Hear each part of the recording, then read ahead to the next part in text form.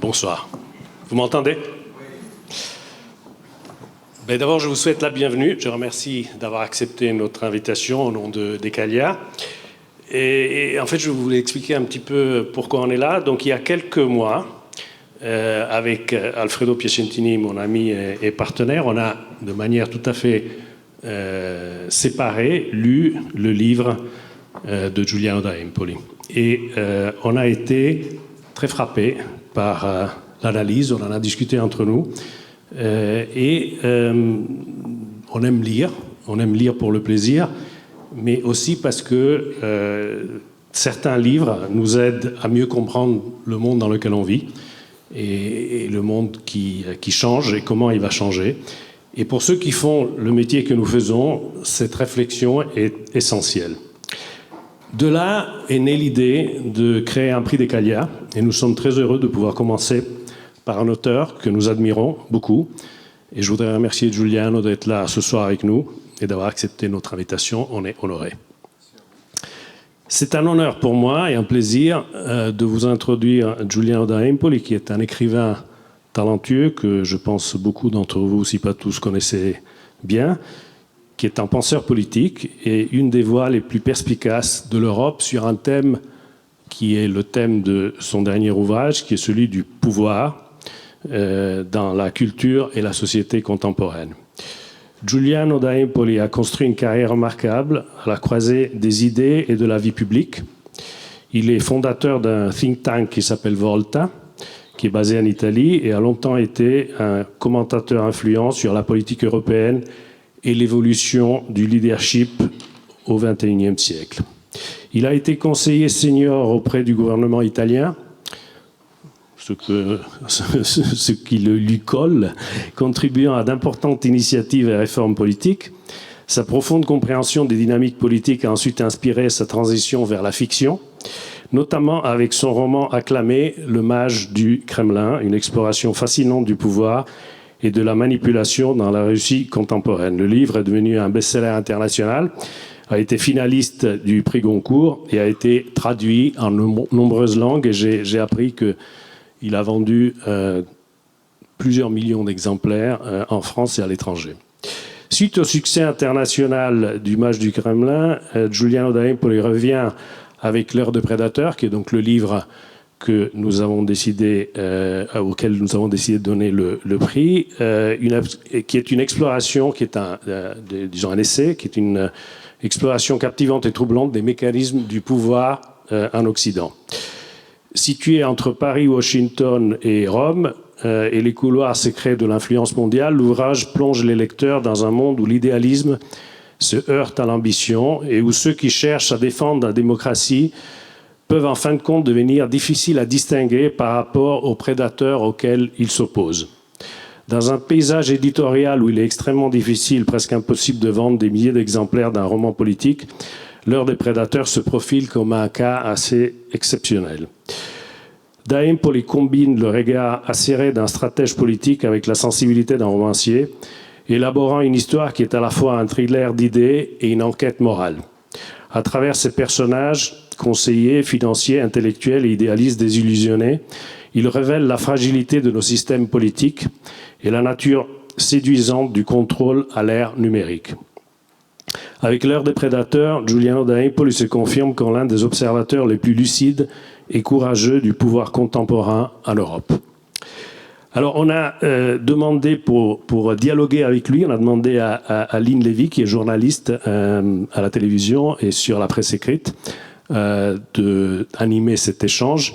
Et avant de vous laisser, je voulais peut-être, moi, poser une question qui est liée à l'actualité. Donc, la Suisse a été frappée récemment par des droits de douane très élevés par les États-Unis. Au bout de quelques mois de négociations qui ont été menées par le pouvoir politique, l'exécutif suisse, et le résultat de tout ça, c'est qu'ils sont rentrés à la maison avec 39% de taxes, ce qui a été un choc dans le pays. Et récemment, il y a quelques jours, une délégation d'entrepreneurs et de CEO suisses a été reçue par Trump à la Maison-Blanche. Et apparemment, on verra si ça se confirme, l'aurait convaincu à baisser les 39 à 15 et donc à, disons, faire un accord qui est plus acceptable pour le pays.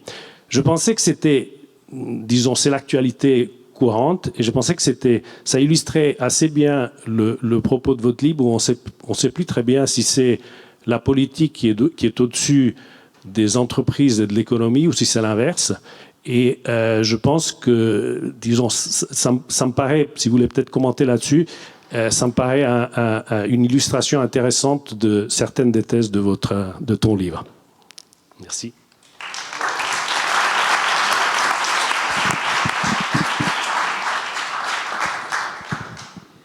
Bon, merci pour cette invitation et pour ce prix. Par rapport à la question, j'aurais envie de dire bienvenue dans le nouveau monde.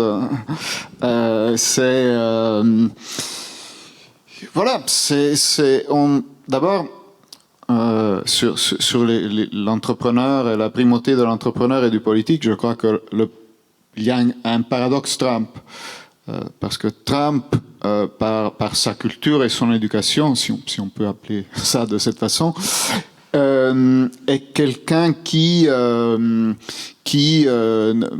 respecte, qui a un souverain mépris pour les politiques, les bureaucrates, enfin tout ce qui a trait à la sphère publique, et qui est très impressionné par contre par les entrepreneurs, se considère lui-même un entrepreneur et tout ça. Ce qui est tout à fait paradoxal, parce qu'en réalité, Trump est un très mauvais entrepreneur. Hein, tout son parcours, disons, d'entreprise le prouve. Quelqu'un avait à un certain moment montré que s'il avait simplement investi l'héritage de son père et l'avait laissé sur un fonds indexé à la bourse, il serait aujourd'hui beaucoup plus riche qu'à travers, peut-être pas aujourd'hui, disons, jusqu'au moment où il faisait l'entrepreneur. Donc, pas un bon entrepreneur, mais par contre, remarquable animal politique. Et remarquable bête de pouvoir, et donc exactement le contraire de la façon dont il aime se présenter. Et dans son être bête politique, et là on entre probablement effectivement un peu dans le vif du sujet, il y a le fait d'être une bête et un animal de pouvoir à l'ancienne. C'est ça qui me frappe quand on a du mal à interpréter Trump et d'autres d'ailleurs à travers le monde qui peuvent d'une façon ou d'une autre lui ressembler. Hein, ces hommes, parce que il s'agit toujours d'hommes impulsifs, qui prennent des décisions soudaines, Trump d'ailleurs a ce caractère que je rappelle dans le livre de ne jamais lire. Il ne lit pas du tout. Ce n'est pas qu'il ne lit pas de livres ou qu'il ne lit pas de journaux. Il ne lit même pas de notes de 30 lignes qui lui sont passées par ses conseillers. Mais ça fait partie de cette forme de restauration du pouvoir d'une certaine façon et d'un pouvoir à l'ancienne. Le vrai pouvoir, il s'exerce de cette façon, il est arbitraire.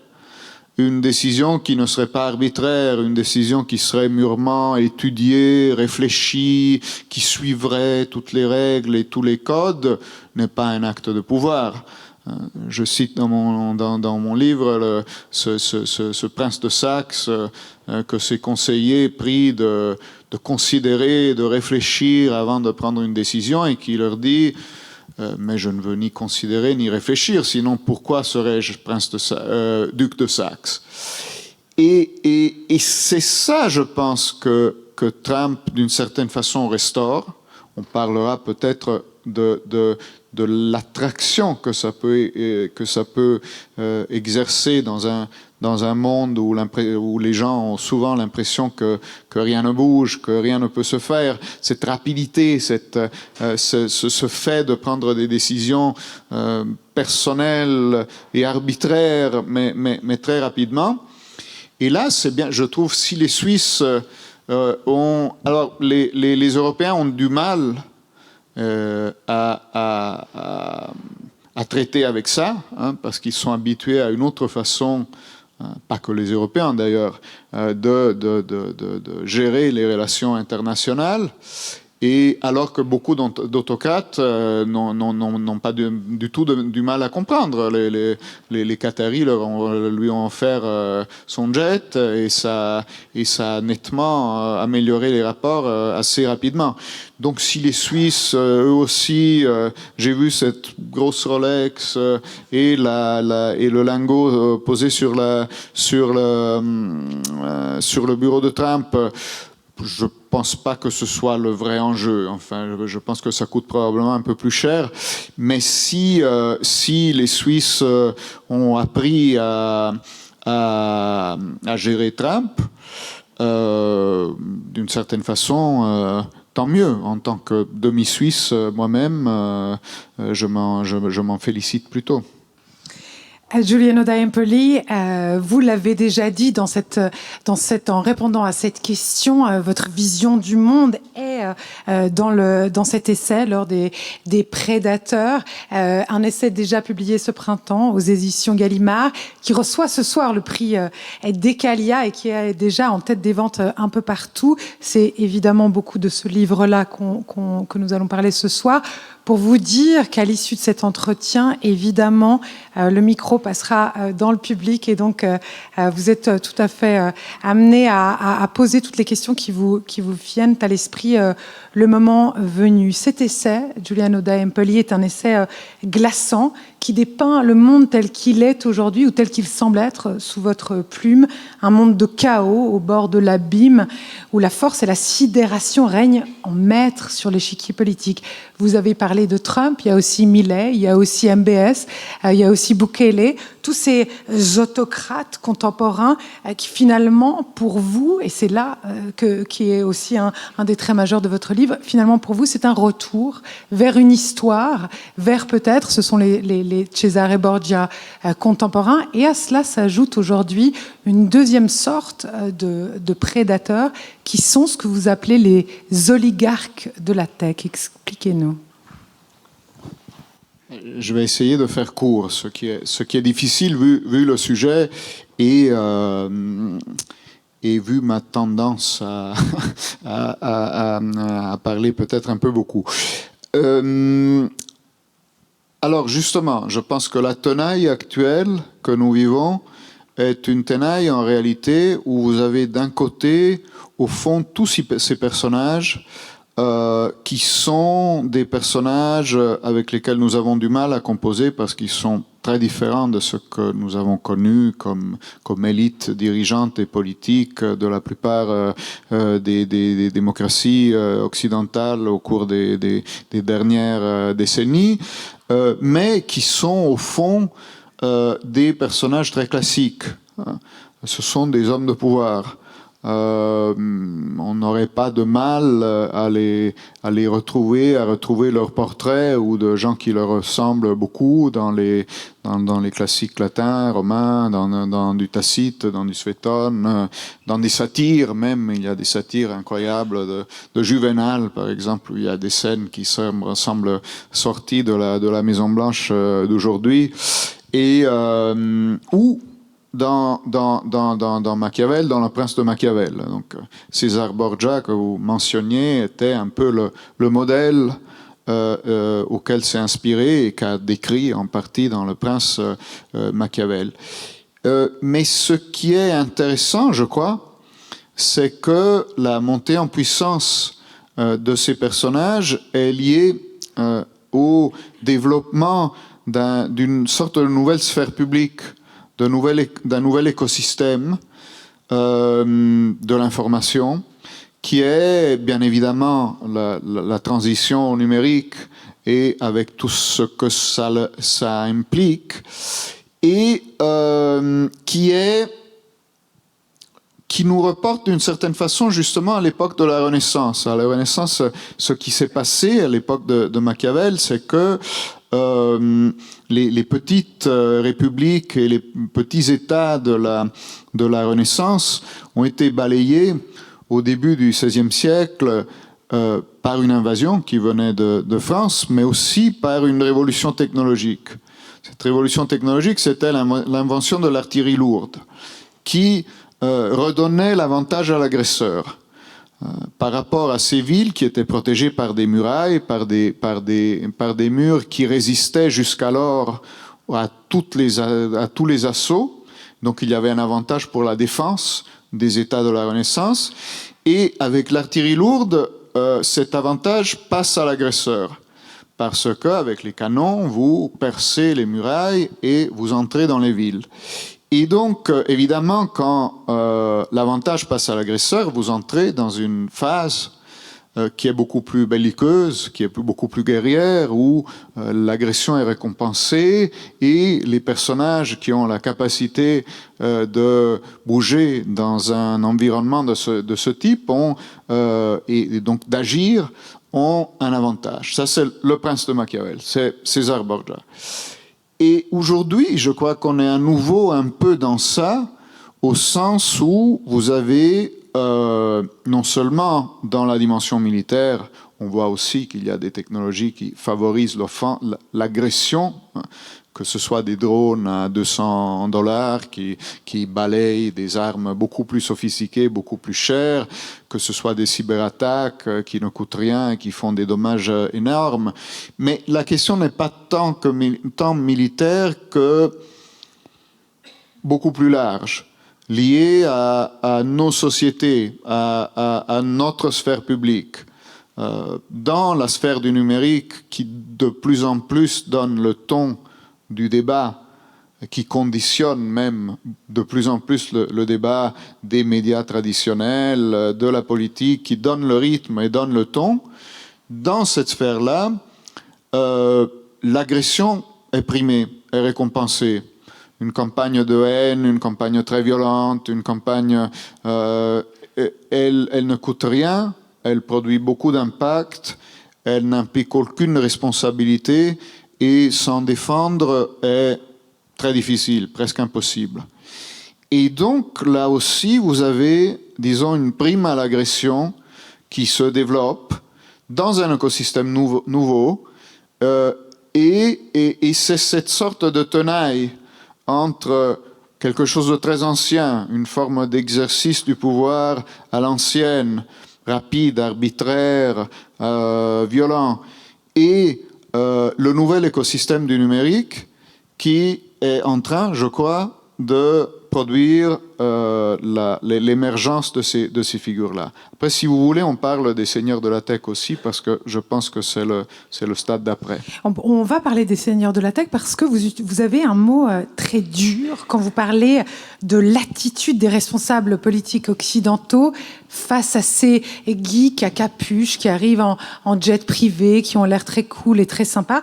Vous parlez de soumission.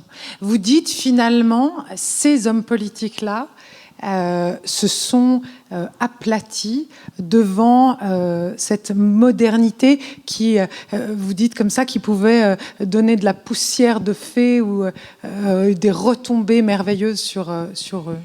J'en parle, c'est même d'ailleurs la première scène du livre, parce que je l'ai vu. Parce qu'en vérité, le livre n'est pas encore un livre de théorie sur l'évolution géopolitique du monde. Il y en a déjà un certain nombre. Certains sont bons, certains sont moins bons, mais en tout cas, il n'y avait peut-être pas besoin d'en rajouter encore un. Et est plutôt... Alors, mon ami Alain Alcan, qui est dans le public, m'a fait l'honneur de le définir cet après-midi comme une suite de récits, non pas de raconti, comment est-ce qu'on dit, oui, de short stories. Bon, et alors c'est peut-être pas tout à fait le cas, hein, mais ce qui est vrai, c'est que ce sont des scènes. Donc l'idée était plutôt de raconter des scènes auxquelles j'ai assisté ou en partie qu'on m'a raconté, mais c'est presque toujours, il y en a une seule à laquelle je n'ai pas assisté, et c'est dit dans le livre. Tout le reste, ce sont des expériences directes. Et donc l'idée de décrire des personnages, des détails, des atmosphères, pour que le lecteur, au lieu d'être face à une théorie, soit immergé dans quelques scènes du pouvoir contemporain, du moins tel que je les perçois moi. Et la première scène donc inaugurale de cette galerie, c'est donc la rencontre classique, moi j'en ai fait un certain nombre, entre du mauvais côté, donc du côté du gouvernant, disons, donc du côté, disons, de la civilisation finissante et décadente. Donc la rencontre entre le gouvernant et l'homme, encore une fois, toujours des hommes, plutôt jeunes hommes au départ de la tech, qui donc se présente et qui est quelque chose d'un peu inouï. Pour ça, je le compare aux conquistadors qui débarquent sur les côtes du Mexique, toujours au début du XVIe siècle.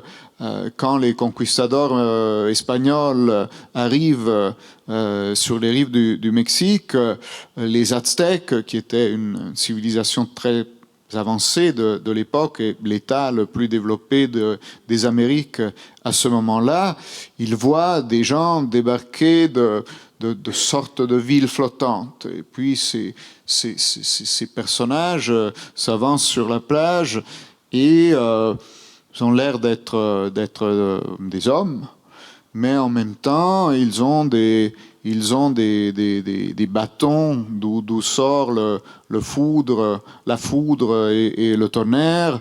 Ils sont sur de gros animaux qui semblent obéir à leur ordre. Donc, qui sont-ils? Sont-ils des humains? Sont-ils des dieux qui reviennent? Sont-ils quelque chose entre les deux?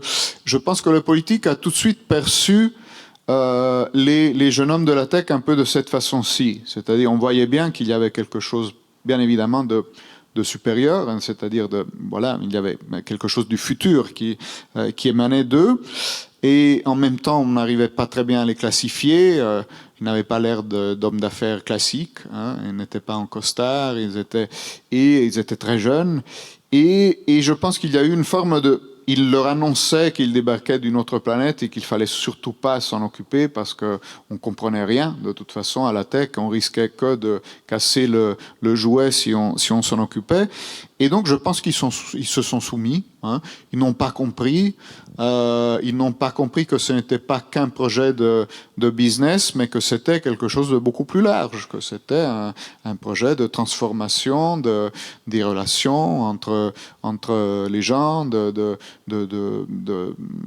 transformation sociale et fondamentalement de changement de régime politique aussi.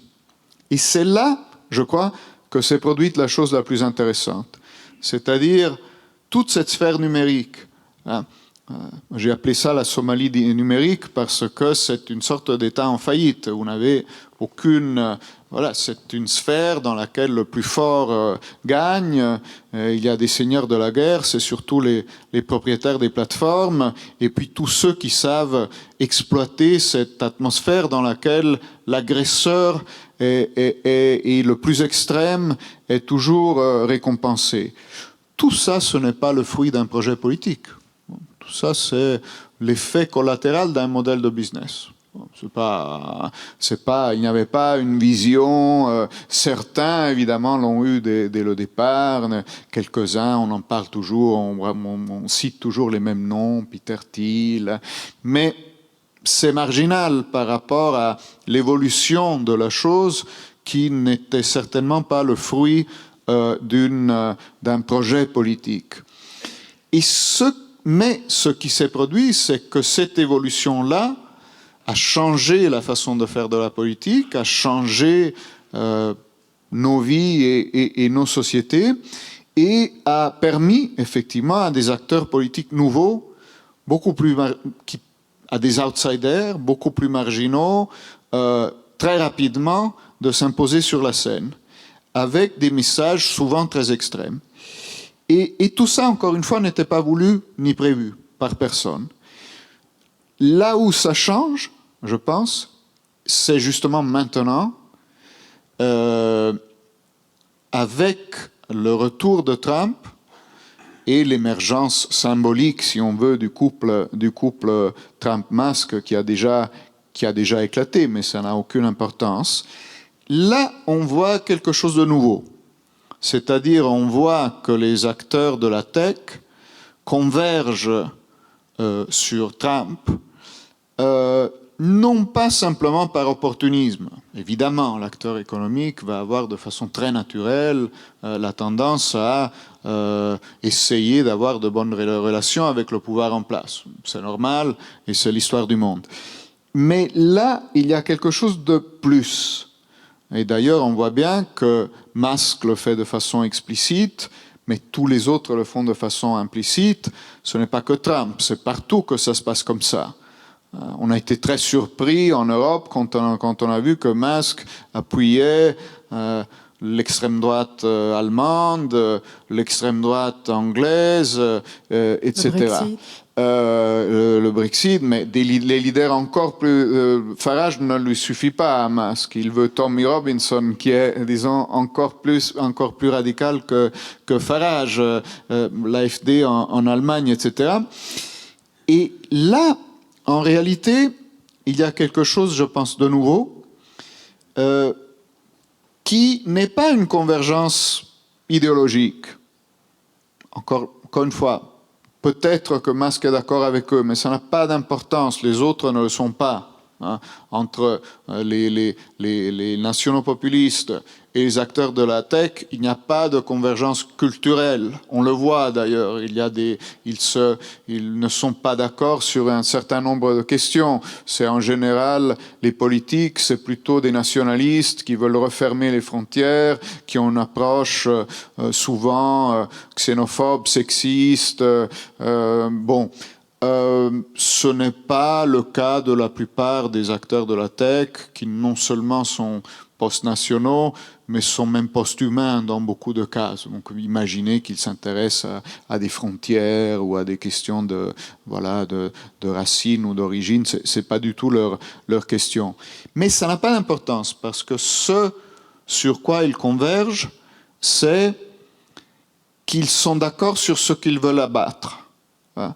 Ils veulent, c'est dans Shakespeare d'ailleurs, la première règle de tout mouvement révolutionnaire, c'est tuer tous les avocats. Ça, c'est dans le Henri VI de Shakespeare. Les conjurés se réunissent, et puis il y a Dick le boucher à un moment. Il dit, mais quelle est la première chose qu'on fait? Alors, donc, qu'est-ce qu'on fait? Et il dit, la première chose qu'on fait, c'est on tue tous les avocats. Et ça, je pense que c'est le fondement de la convergence, c'est-à-dire on va tuer tout ce qui nous embête, c'est-à-dire toutes les contraintes, les règles, les acteurs, les contre-pouvoirs, les procédures qui risquent de nous brider, de limiter notre pouvoir, de nous ralentir, et sur ça, je pense qu'ils sont d'accord. C'est-à-dire, c'est des outsiders au fond des deux côtés, et ils ne veulent pas être bridés. Et donc, la démocratie libérale, tout ce que ça représente, ses procédures, ses longueurs, son inefficacité, ses contre-pouvoirs, les juges, les lois, les médias indépendants ou traditionnels, tout ça, il faut le balayer pour pouvoir aller vite et casser des choses. Et ça, c'est Trump, Musk, c'est Bolsonaro, Zuckerberg, c'est Milei, avec une approche en réalité plus semblable à celle des gens de la tech. C'est le seul qui leur ressemble plus Peter Thiel, c'est les partis de l'extrême droite européenne et Larry Ellison. Il y a une convergence parfaite sur ça. Mais ça veut dire que pour vous, la démocratie libérale telle qu'on l'a connue depuis 1945, avec ces garde-fous que vous avez cités, est-ce qu'elle est morte? Est-ce qu'on assiste à... Non, elle n'est pas encore morte. Je pense qu'il y a un mouvement très fort qui se met en place, qui exploite l'écosystème de la tech, mais qui est un mouvement assez profondément politique aussi. C'est-à-dire, le prédateur politique, prenons toujours Trump pour faire simple, mais j'en décris un certain nombre dans le livre. Au fond, quelle est sa proposition, la force de ce qu'il propose? Je pense que c'est dans des sociétés qui ont l'air bloquées, dans des sociétés qui donnent l'impression d'être paralysées, où rien ne change, où beaucoup de gens ont l'impression, à raison d'ailleurs, que on peut voter à droite, on peut voter à gauche, rien ne se passe, que les problèmes, que le pouvoir n'est pas exercé, qu'on ne sait même plus où il est véritablement, que les problèmes donc restent toujours les mêmes, qu'on n'arrive pas à les affronter. Dans des sociétés de ce type, que ce soit, après ça dépend un peu des contextes et des populations, mais que ce soit l'immigration illégale, que ce soit légale et illégale d'ailleurs, que ce soit la criminalité, que ce soit le pouvoir d'achat. Dans des sociétés comme ça, la promesse du prédateur politique, au fond, c'est une forme de miracle au sens technique du miracle. Miracle en théologie, c'est Dieu qui contourne les lois humaines pour produire un impact sur la réalité, pour avoir un effet concret sur quelque chose. Et le miracle politique, c'est exactement la même chose. C'est-à-dire, moi, prédateur, je vais contourner les règles ou carrément les briser, éventuellement les lois, je vais être en conflit avec le système, les règles, les procédures, je vais transgresser systématiquement, mais de toute façon, ces règles, elles ne sont là que pour protéger ce qui existe. Donc, il faut les transgresser de son point de vue, et donc, je vais le faire pour produire un effet concret sur un problème, sur une question.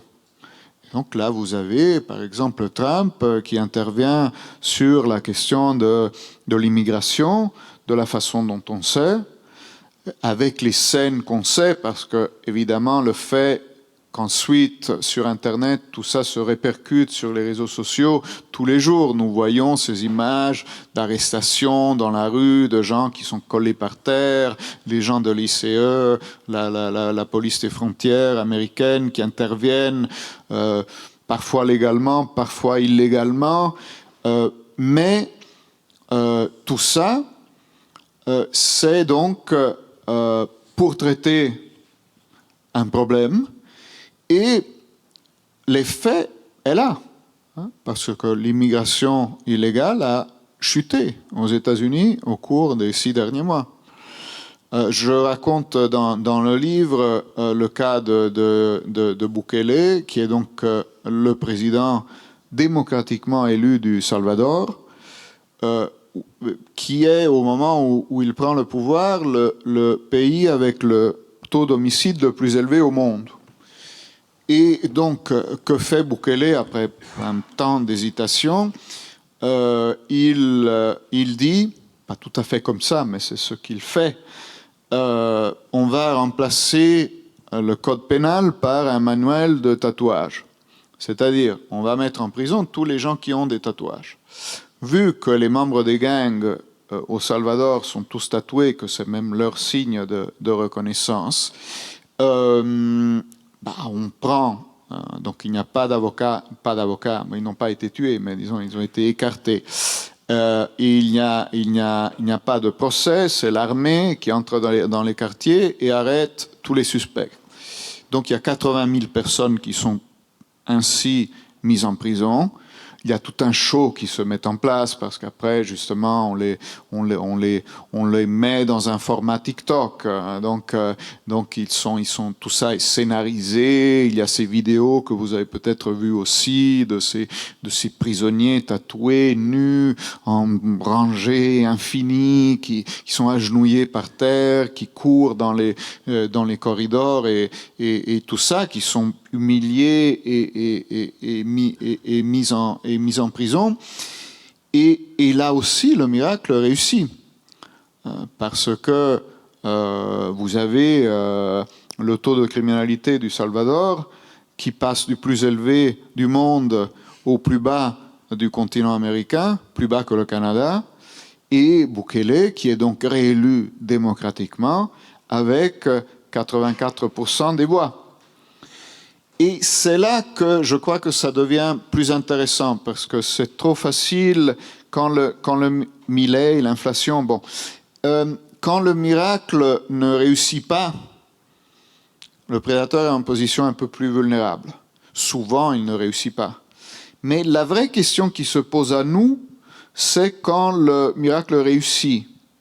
Parce que là, toutes les règles, les principes de la démocratie telle que nous la concevons et de l'état de droit tel que nous les concevons sont bafoués, ce qui est, je crois, problématique, au sens où le Salvador était une démocratie au départ, mais ne le sera probablement plus dans quelques années, avec tout ce qu'elle ne l'est peut-être même plus tout à fait aujourd'hui. Mais le miracle s'est produit. Et donc, le défi, je pense que le défi est très, très grand. Est-ce que l'Europe, est-ce que l'Union européenne, est-ce que les institutions qu'on connaît sont en manque peut-être de leaders, j'allais dire presque charismatiques, qui pourraient tenir tête à ces oligarques de la tech, ou du moins à la brutalité du politique contemporain?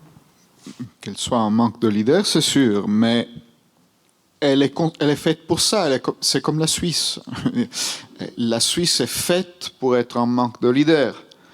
Toute l'intelligence du système est d'être conçue pour ne pas avoir de leader.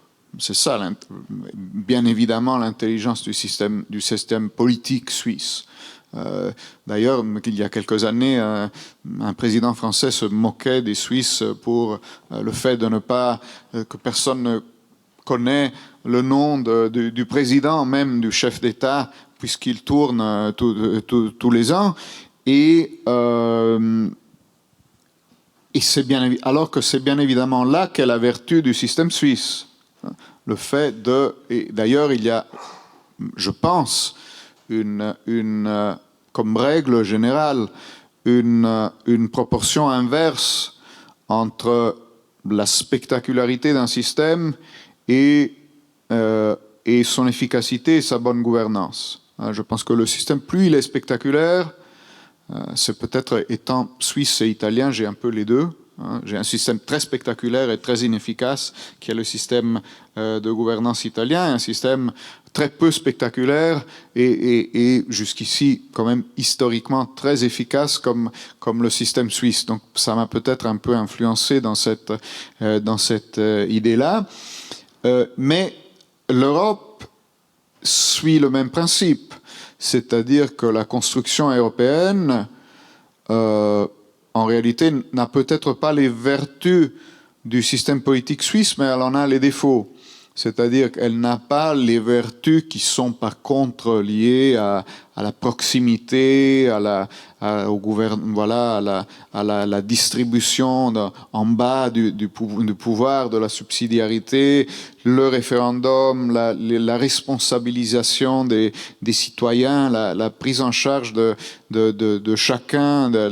Et donc l'Europe n'a pas véritablement ce volet-là, mais ce n'est pas quelque chose qui s'improvise en même temps. C'est quelque chose qui prend du temps à être développé. Mais par contre, c'est un système de consensus. C'est un système qui a plusieurs niveaux. C'est un système qui fonctionne assez bien dans l'ancien monde, où on imagine qu'on va régler les relations entre pays et entre intérêts sur la base de négociations, de règles. C'est le monde des avocats, justement. Pour le monde des avocats, au fond, l'Europe, elle a ses défauts, mais elle est assez taillée pour ça. Pour le monde dont on parlait au début, où un chef va prendre une décision soudaine et sa force viendra au fond de ça. Elle ne vient pas d'une cohérence, mais elle vient de cette rapidité, de cette sidération, par rapport à ça, l'Europe est mal équipée. Mais ce n'est pas une bonne raison pour laisser tomber ou pour se décourager. C'est là que je pense qu'il y a quelque chose quand même d'important. Parce que si le modèle impérial, parce qu'au fond, quand même, disons, le passage Trump, il y a un côté de ce type. Il est techno-impérial, mais il est, mais il y a l'idée, d'ailleurs très vieux fantasme américain qu'on retrouve même dans l'architecture de Washington. C'est drôle parce que l'architecture joue toujours un rôle. L'architecture de Washington est une architecture d'inspiration romaine, en vérité plus impériale que républicaine. Et aujourd'hui, d'ailleurs, ce qui se joue aux États-Unis est très très bien représenté par cette extension de la Maison-Blanche.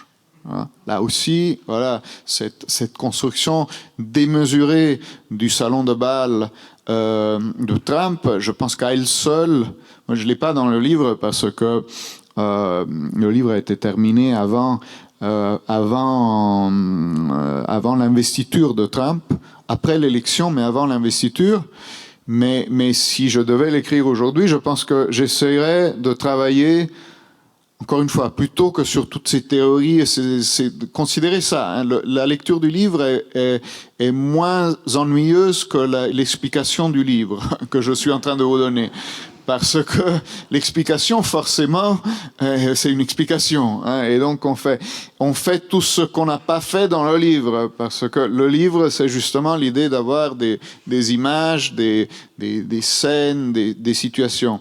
Donc, si je devais le réécrire aujourd'hui, je pense que je me concentrerais beaucoup sur cet élément de la salle de bal disproportionnée, sur la façon, sur ce que ça révèle et la façon dont c'est en train d'être fait.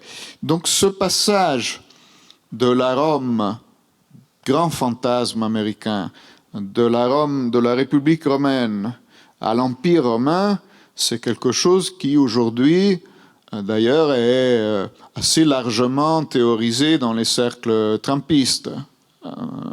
Des gens autour, J.D. Vance et des gens autour de lui l'ont dit de façon assez explicite avant les élections. Aujourd'hui, ils ne le disent plus exactement de la même façon, mais c'est ce qu'ils ont en tête.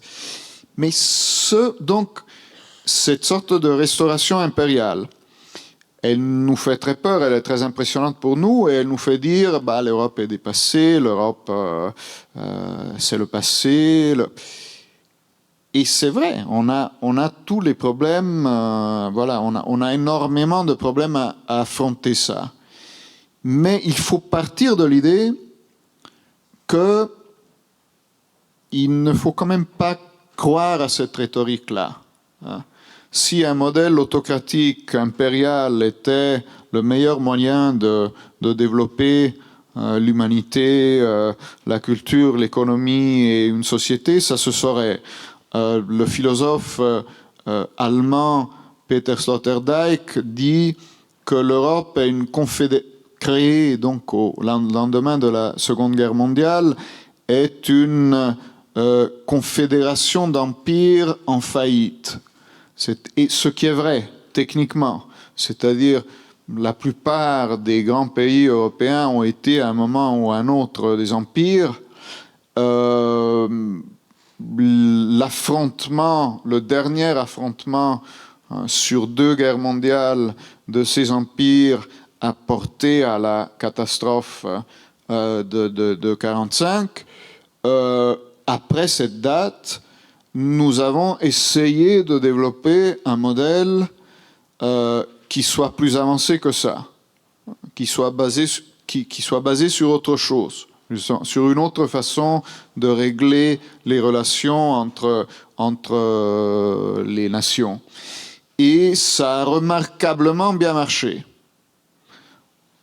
Aujourd'hui, la guerre est en Europe. Voilà, nous sommes en retrait, et en plus ça a bien marché sous couverture américaine et sous protection américaine, alors qu'aujourd'hui cette protection est bien évidemment remise en cause. Donc très problématique tout ça, mais ne cédons quand même pas à cette forme d'hypnose qui nous ferait dire qu'il faut... qu'on a eu tort et que eux au fond ont raison. Je pense qu'il faut qu'on soit au contraire beaucoup plus ambitieux dans ce que nous voulons. Vous terminez d'ailleurs le livre, sans spoiler, mais vous terminez le livre par ces mots presque marxistes: la lutte continue. Oui, oui. Alors ça, je crois que c'est la seule phrase encourageante du livre. Qui, effectivement, on m'a reproché un livre assez noir, hein, qui est assez pessimiste, parce que ces scènes sont assez pessimistes. Et en réalité, c'est là qu'on voit l'importance d'avoir un bon éditeur. Moi, par tropisme, vu que j'ai une forme d'optimisme natif, malgré tout, j'avais, dans une première version, j'avais rajouté à la fin 3-4 pages qui étaient dans un registre plus optimiste et plus réjouissant. Et ensuite, mon éditrice, chez Gallimard, très bonne, m'a dit non. Et elle avait raison, parce que j'avais eu le même conseil, pas de la même personne, mais j'avais eu le même conseil sur le roman. On m'avait là aussi dit les 2 derniers chapitres, non. Et je les avais gardés parce que j'avais besoin, ces 2 chapitres, qui étaient très différents du reste du livre, mais je ne vais pas vous embêter avec ça, mais disons, ces 2 derniers chapitres, qui étaient sur un tout autre registre, pour moi, étaient essentiels. Donc je les ai gardés sur le roman. Même si j'ai su qu'il y a des libraires qui conseillent de s'arrêter dans la lecture avant les 2 derniers chapitres. Mais je comprends pourquoi. Mais c'était important pour moi qu'ils y soient, même essentiels. Et si vous n'appréciez pas les 2 derniers chapitres, vous ne pouvez pas avoir apprécié le roman tel que, du moins, moi, je l'imagine. Mais là, par contre, elle avait raison. Parce que ces 3 dernières pages, elles naissaient un peu d'une obligation d'optimisme. Ayant fait de la politique aussi, je me dis, le politique, mais c'est pas que le politique, je pense que ça vaut pour le banquier aussi d'ailleurs, a une obligation d'optimisme. C'est-à-dire qu'il peut dessiner des scénarios qui sont très noirs, mais après, il doit, forcément, c'est son rôle, indiquer une voie, dire il y a une lueur d'espoir là. Le romancier, je pense, n'a pas cette obligation. C'est une grande libération, franchement, de ne pas avoir une obligation d'optimisme. Et donc, j'ai retranché les 3 dernières pages parce que je voulais que ce soit une claque. Hein, je voulais que ce soit très sombre. Et donc, c'est probablement assez sombre, mais l'idée reste quand même plutôt celle de provoquer une réaction, si possible. On arrive presque au moment des questions du public. Juste avant de vous passer la parole, une question un petit peu plus intime. On vous dit très proche d'Emmanuel Macron, vous l'avez suivi, vous l'écrivez d'ailleurs dans le livre à plusieurs reprises. On dit que vous faites partie de son premier cercle, que vous le tutoyez. Vous le tutoyez? Bon. Je ne sais pas, ça dépend des... Un mot sur la politique française, qui est au fond, la France est votre pays d'adoption. On comprend l'importance de la Suisse et de l'Italie dans votre cœur. Et oui, non. Alors, premièrement, je ne suis pas aussi proche d'Emmanuel Macron. C'est-à-dire que je suis là aussi le cercle des gens qui discutent avec à différents titres avec les politiques, c'est beaucoup élargi parce que, vous savez, il y a eu une époque où le politique, le leader, avait quelques conseillers qui étaient ceux qui le conseillaient, et puis bon, il pouvait rencontrer des gens, mais le conseil se faisait de façon assez restreinte. Il y avait les visiteurs du soir, on disait à un moment à l'Élysée, c'est-à-dire des gens qui allaient un peu plus discrètement discuter avec le président. Mais bon, c'était plus ou moins ça. Aujourd'hui, tout politique et tout décideur, d'ailleurs, a un cercle beaucoup plus large de gens avec lesquels il garde le contact à travers des boucles. Moi, je ne suis pas sur WhatsApp. C'est quelque chose dont je suis très orgueilleux parce que les boucles WhatsApp sont une des grandes horreurs du monde contemporain. Mais voilà, je pense qu'il y a un cercle beaucoup plus large de gens qui échangent et qui peuvent de temps en temps discuter. Moi, je ne suis pas... J'ai été conseiller d'un homme politique qui a été cité avant et ça m'a suffi, donc je ferai plus jamais ça. C'était passionnant, mais c'est bon, hein, c'est fait. Donc la France, oui, la France, il y aurait tellement de choses à dire. On reproche beaucoup de choses à Macron qui a bien évidemment fait des erreurs politiques majeures. Mais je pense qu'il y a un peu un problème du système aussi. On le voit même aujourd'hui.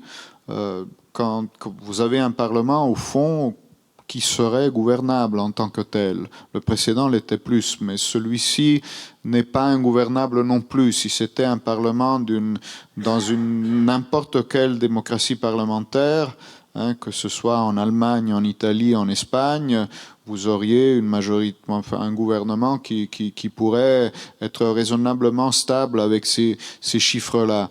En France, ce n'est pas possible parce que tout est conditionné par la course présidentielle.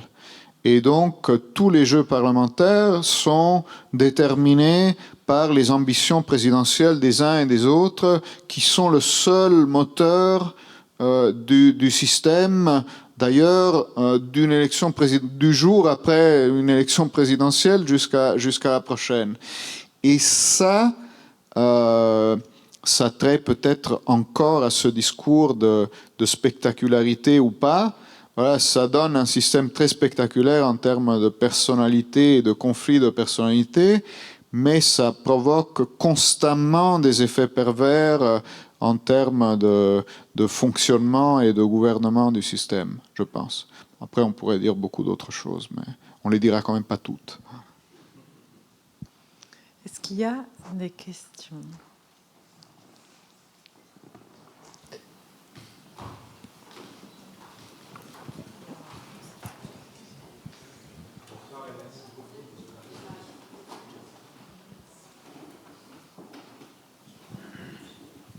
Bonsoir, merci beaucoup de votre intervention. Vous avez identifié et défini les algorithmes qui conduisent à la débandade qu'on vit actuellement. Alors, le médecin aime bien poser un diagnostic, mais il aime aussi trouver des solutions et des propositions thérapeutiques. Quelles pourraient être les vôtres? En d'autres termes, quelles cartes pouvons-nous jouer à titre individuel et collectif pour tenter de contrer cette situation?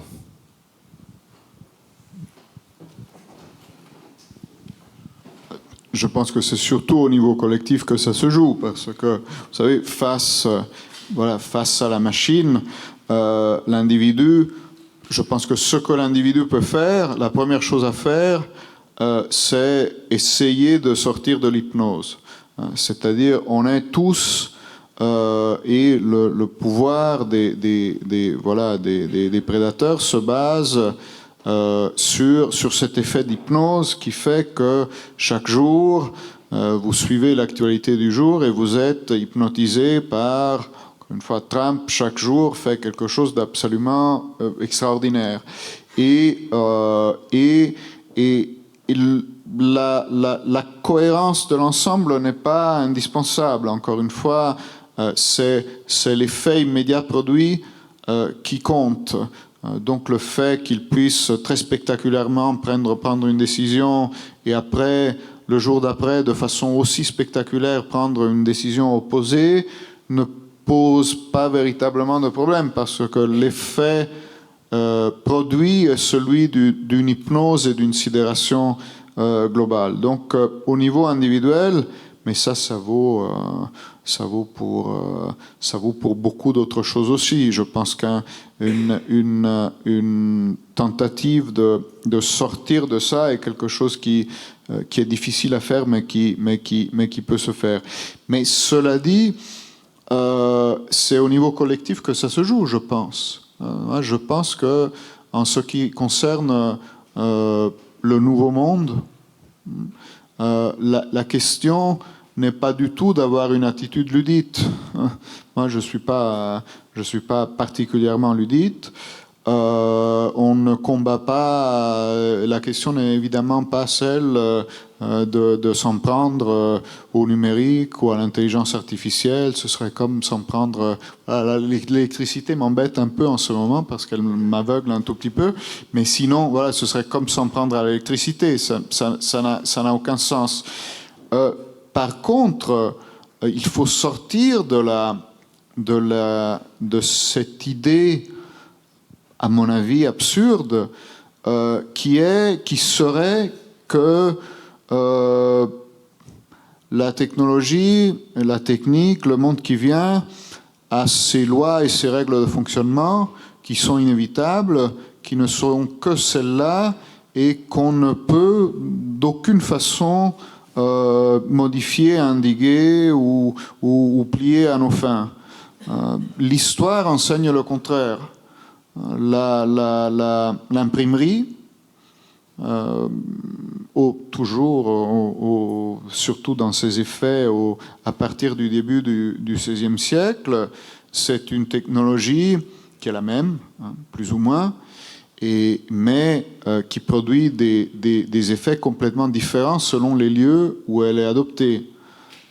L'effet de l'imprimerie dans la Chine impériale, dans l'Europe de la Réforme et dans le monde musulman des califats, c'est la même technologie et trois impacts politiques, sociaux, culturels, économiques complètement différents.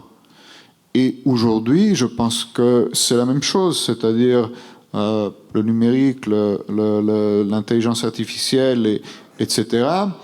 On voit très bien le modèle chinois, on voit plus ou moins en quoi il consiste, on voit très bien le modèle américain dans toute sa puissance et tout son dynamisme, mais aussi qui tend aujourd'hui, je pense, à converger sur le modèle chinois, même s'ils sont en compétition. Mais bon. Et ce qu'on ne voit pas, c'est un modèle qui serait un modèle qui ne serait pas simplement européen, parce que je pense qu'il devrait effectivement trouver en Europe un lieu de développement important, mais il concerne beaucoup d'autres pays qui ont aussi envie d'avoir un modèle d'adoption, de développement de ces technologies-là qui soit compatible avec le fonctionnement d'une démocratie libérale, de ses institutions et voilà de ses valeurs, et qui soit plus ou moins compatible avec nos valeurs et nos sociétés. Il n'y a aucune raison de penser que ce ne soit pas possible. La seule raison, c'est encore une fois, la sidération la sidération des Aztèques face aux conquistadors. Mais ce n'est pas, je ne pense pas que ce soit notre cas. Donc, et à partir de là, il y a énormément de choses à faire. Monsieur? Oui, vous nous avez parlé de Trump, des dictateurs, des prédateurs. Il y a un peu l'éléphant dans la pièce dont on n'a pas parlé, qui est le mage du Kremlin. Quelles sont ses ambitions, à votre avis? Cette tactique qui nous a ramené un peu aux conquêtes du 19e siècle, les conquêtes territoriales. Qu'est-ce que vous pouvez commenter? Oui, alors, premièrement, votre question me permet d'éclaircir une question qui me tient à cœur parce qu'elle pose problème maintenant avec la sortie du film. Le mage du Kremlin n'est pas Poutine, hein. Le mage du Kremlin est son conseiller qui a été viré et qui n'a plus beaucoup d'intention parce qu'il est chez lui et je pense qu'il a d'ailleurs quelques difficultés aujourd'hui. Mais Poutine et par contre, comme vous le dites, je pense que on l'a peu et mal compris et tard compris, justement parce que c'est au fond un personnage prémoderne sous beaucoup d'aspects et que nous n'étions pas du tout habitués ou plus du tout habitués à confronter ce type de personnage. Donc nous avons essayé de l'encadrer dans des boîtes et dans des catégories qui n'étaient pas les siennes. Et on a pris beaucoup de temps, en Europe en particulier, à prendre la mesure du personnage. Aujourd'hui, je pense que c'est quelqu'un qui est dans une forme, mais ça c'est lié à beaucoup de choses. Je pense qu'il est un peu dans un entonnoir, dans un tunnel, même d'un point de vue psychologique, au sens où, d'ailleurs, on a eu récemment un peu d'informations, un peu plus de détails sur la rencontre en Alaska entre Trump et Poutine, et apparemment ça s'est mal passé dès le début, alors que Trump était plutôt bien disposé, parce que Poutine a commencé à raconter à Trump toute l'histoire de l'Ukraine en repartant du XIIe siècle avec Rurik et Yaroslav et trucs. Et donc à la 25e minute, Trump, qui ne s'intéresse pas, disons, de façon extraordinaire à l'histoire en général et probablement pas plus à celle de l'Ukraine, disons, la communication est mal passée entre eux. Et donc, il faut quand même imaginer le niveau d'aveuglement de Poutine dans une situation qui lui est en réalité très favorable, d'aller faire ce type de discours pendant 25 minutes à Trump dans cette situation-là. Et d'ailleurs, après une demi-heure, Trump s'en est allé et il n'a jamais supporté de sa vie d'écouter des leçons d'histoire. Imaginez s'il je veux pas s'ennuyer. Je pense qu'il s'ennuyait simplement. Et donc, Poutine pense qu'il est un peu dans un tunnel. En même temps, c'est un homme de pouvoir remarquable qui a su utiliser une erreur militaire et stratégique comme l'invasion de l'Ukraine pour renforcer son pouvoir à l'intérieur et pas qu'à l'intérieur de la Russie, qui a encore une capacité d'intelligence tactique, peut-être plus stratégique, mais tactique, de rapidité dans la capacité de prendre toutes les opportunités qui restent assez fortes et qui, de toute façon, est dans ce parcours-là. Donc, il a, je pense, une idée, au fond, assez basique, là aussi. Ce que voudrait Poutine, c'est Après, il peut y avoir plusieurs versions de la même idée, mais je pense plus ou moins il voudrait revenir en 45, c'est-à-dire ce qu'il voudrait, c'est avoir un empire, voilà, une sorte d'Union soviétique qu'il gouverne, un certain nombre d'États satellites autour de lui et notamment en Europe avec voilà, des gouvernements qui lui soient plus ou moins amis et soumis en partie, et puis une chaise comme celle-ci à la table où se décide le sort du monde, hein, à Yalta. Je pense que c'est plus ou moins ces trois choses qu'il veut, mais ce qui n'aurait aucune base réelle, disons si nous étions un peu mieux organisés, hein, nous-mêmes, et qui, du coup, en réalité, voilà, vu la façon dont nous affrontons tout ça, je ne dis pas que ça a une chance de réussir, parce que ça n'a pas véritablement une chance de réussir, mais quand même beaucoup plus que ce qu'on aurait pu imaginer, ou ce que la condition réelle de la Russie justifierait. Les tyrans ont deux talons d'Achille en général. Le premier, c'est un sentiment de toute puissance, et le second, c'est une certaine paranoïa qui est initiale ou qui s'installe. Le levier des moyens de communication actuels peut être extrêmement puissant pour entraîner une autodestruction de ces systèmes tyranniques par l'intérieur, soit en flattant le sentiment de toute puissance et entraînant des réactions qui sont des réactions disproportionnées et inadéquates, soit en entraînant une méfiance de ces tyrans vis-à-vis de leur entourage, ce qu'avait fait à l'époque Staline avec ses officiers, et entraîner une destruction du système par l'intérieur.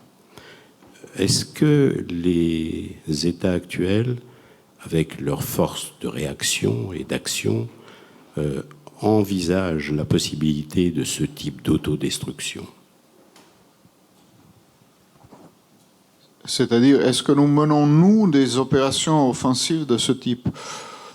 Écoutez, je ne sais pas, hein, parce que tout ça, par définition, disons, ce n'est pas quelque chose de public. Je pense qu'il y a des choses qui se font, hein. De temps en temps, on a des échos comme ça qui arrivent et qui nous disent qu'il y a probablement un peu plus que ce qu'on imagine, qui est en train d'être fait. Hein. Par exemple, cette fameuse histoire d'une sorte de taupe au Kremlin qui aurait été la source des services de renseignement juste avant occidentaux américains, juste avant l'invasion entière la tentative d'invasion de l'Ukraine en février 22. Là autour, voilà, c'est quelque chose autour. Je pense qu'il y aura des livres à un moment qui seront écrits sur tout ça, parce qu'il y a beaucoup de choses en termes d'alimentation de la paranoïa qui ont été faites autour de ça. D'ailleurs, dans le cas de Poutine, il n'y a pas besoin de beaucoup alimenter sa paranoïa. Il est assez bien prédisposé par rapport à ça. C'est d'ailleurs quelque chose qui est vraiment, véritablement, presque dans son ADN professionnel. J'avais raconté ça dans le roman. Si je dis ça, j'ai raconté, etc., c'est pas pour me citer, c'est pour m'excuser par rapport à ceux qui l'auraient déjà lu dans le roman. Justement, Poutine, à l'origine, ce n'est pas un espion, c'est un contre-espion. Et le rôle de l'espion, c'est celui de rechercher de vraies informations qu'il va capter chez l'adversaire. Le rôle du contre-espion, c'est celui de déjouer des complots et des menaces qui seraient qui pèserait sur le régime. Et donc, c'est quelqu'un qui est paranoïaque par définition, parce que mieux vaut voir quelques complots de trop plutôt que de ne pas voir le complot qui va vous faire tomber. Donc, c'est vraiment quelque chose qui est dans sa mentalité. Je pense qu'on fait ce qu'on peut. Après, c'est la difficulté par rapport au système d'information, évidemment, c'est qu'au contraire des nôtres, les leurs sont complètement verrouillés. Donc, vous avez moins de marge par rapport à l'écosystème d'information, parce qu'il y a des murs qui se sont progressivement élevés. Jusqu'à une époque récente, on pouvait encore beaucoup influencer, faire des campagnes sur Internet en Russie, par exemple. Aujourd'hui, c'est plus possible. Et Poutine lui-même, d'ailleurs, est complètement pré-numérique. Poutine est quelqu'un qui n'a jamais envoyé un email de sa vie. C'est ça aussi qu'il faut, je pense, un peu considérer. Le côté prémoderne. Poutine, qui est justement un ancien du contre-espionnage, vu que les protocoles des services de renseignement ont bien évidemment toujours été très méfiants par rapport aux communications électroniques, c'est quelqu'un qui n'utilise pas du tout ni Internet, ni le courrier électronique. Et c'est là aussi que c'est curieux, parce que les Russes, par contre, sont très bons dans l'utilisation du numérique et pour toutes leurs opérations. Mais Poutine lui-même vit complètement en dehors de ce monde-là. C'est quelque chose dont personnellement il ne fait pas du tout l'expérience. Alors qu'il a autour de lui, pas tout à fait autour de lui, dans un cercle un peu plus éloigné, des gens par contre très malins, qui connaissent parfaitement le fonctionnement et qui savent très bien utiliser toutes les dynamiques et les instruments du numérique, etc. Pas de risque de groupe WhatsApp avec Poutine, alors? Pas de risque de coup. Non, le coup, ouais.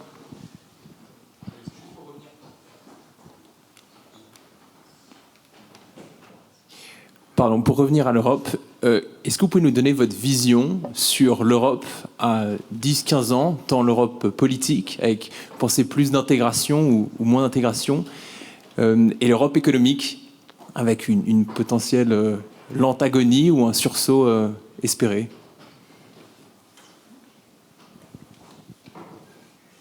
Écoutez, c'est toujours difficile. En plus, 10 ans, c'est une mauvaise durée, parce que sur 20, on dit toujours que l'horizon idéal pour les prédictions, c'est plutôt 20-25 ans, parce que personne ne peut vérifier.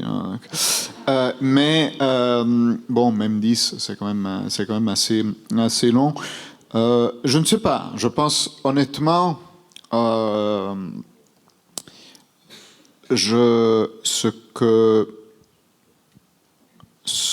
que j'espère,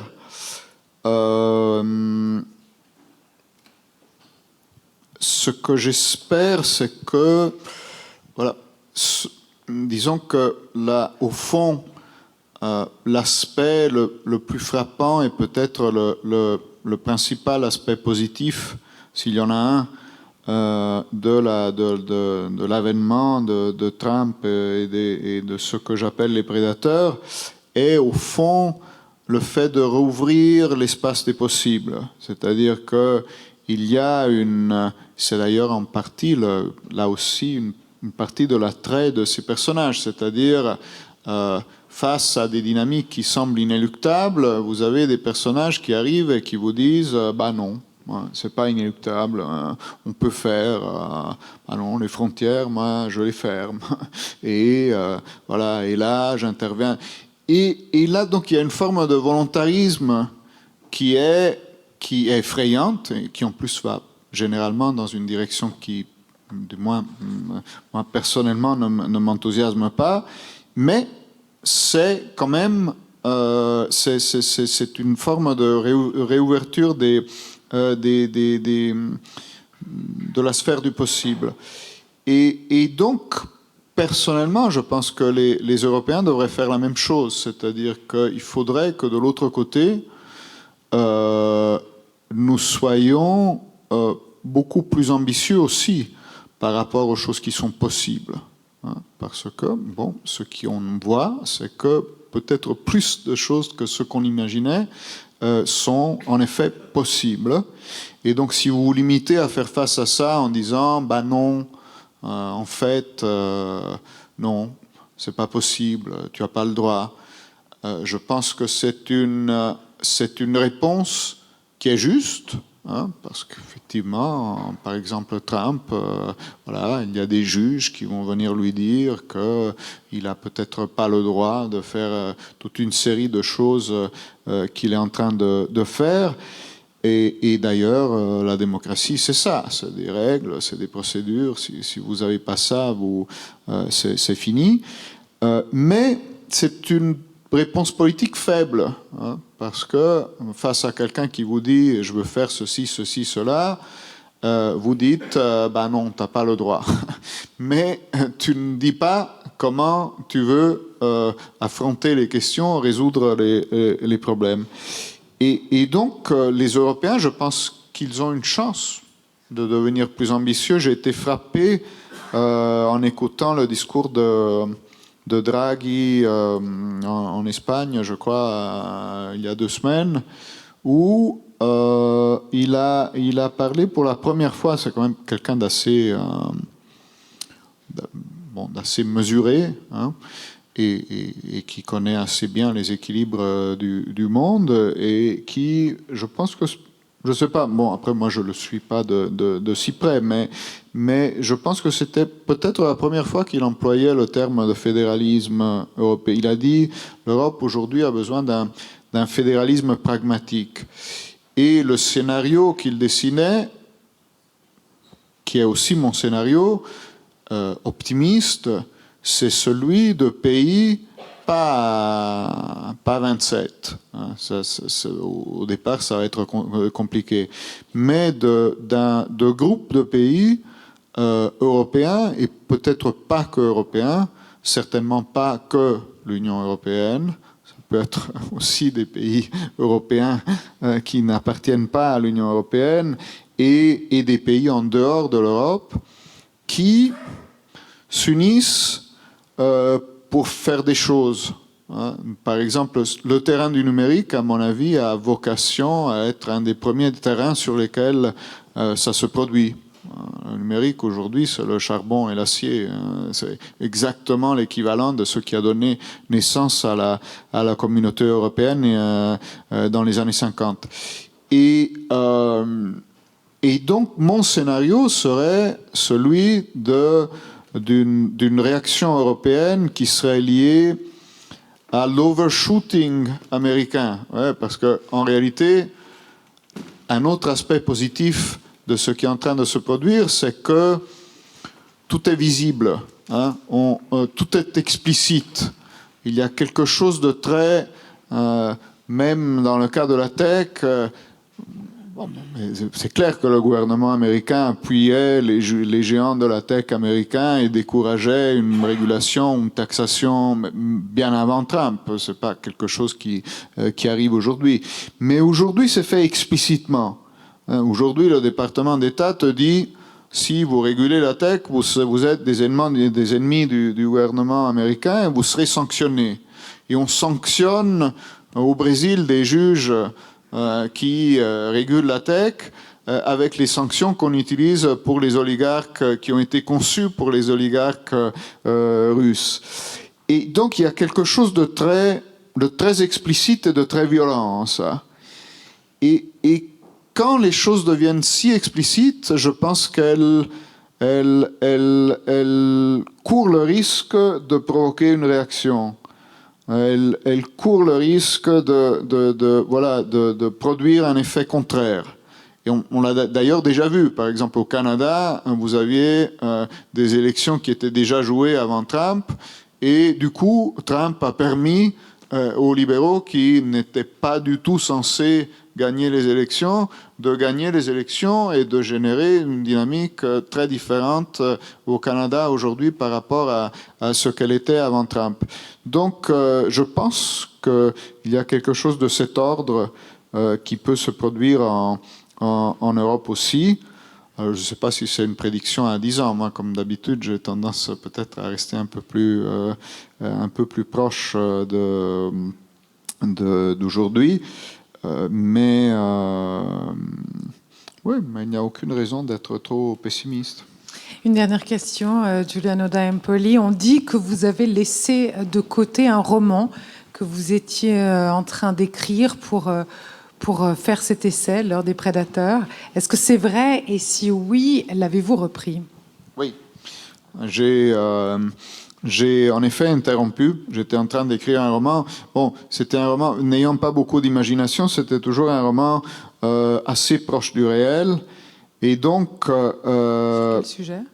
Ça, on n'ira pas. Il n'y avait pas de Russes dedans, donc c'était pas la seule règle que je m'étais donnée, c'était de ne pas avoir de personnages russes. Mais j'étais tout le temps embêté par la réalité, justement, parce que j'essayais de faire des scénarios, etc. Et puis les plus invraisemblables étaient dépassés par la réalité. Et la réalité fait une concurrence déloyale à la fiction parfois, parce que la fiction, pour marcher, il faut qu'elle soit crédible. Il faut qu'elle soit réaliste, parce que sinon, il faut qu'elle ait une cohérence, parce que sinon, votre lecteur, vous n'allez pas l'embarquer. Et la réalité n'a pas ce problème. Elle peut être aussi absurde qu'elle veut. Elle peut faire les choses les plus invraisemblables, parce que, voilà, de toute façon. Et donc, c'est pour ça que j'ai à un moment interrompu l'écriture du roman pour écrire ce texte assez rapidement et me venger de la réalité en la traitant comme une fiction, en essayant de la raconter un peu comme si c'était une fiction. Ensuite, je suis revenu au roman et je suis en train d'essayer de le terminer. Il est assez avancé. Et voilà. Merci infiniment, Giuliano d'Empoli.